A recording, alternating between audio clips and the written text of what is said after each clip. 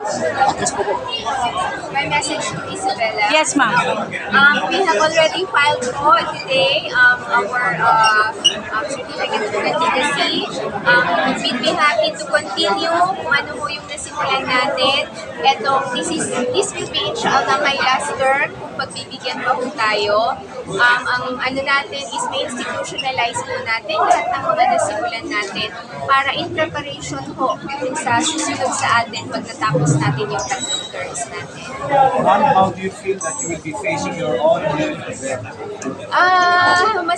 Mahirap. Mahirap at actually hindi namin in-expect na aabot sa ganito. But of course, we respect his right.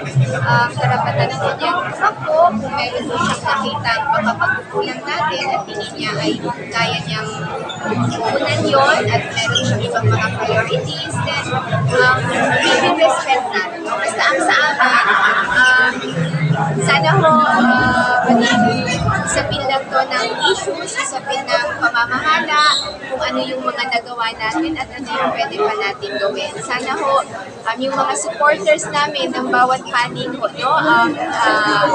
Enough na ho yung medyo umabot kami sa ganito, but we would like na after po ng election, buo pa rin yung pamilya.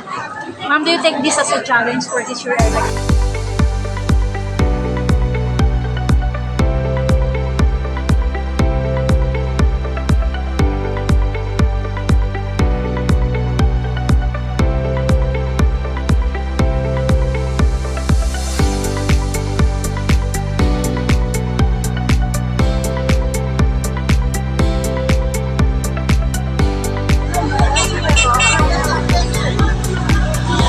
Kiri na, dagad, sa likod.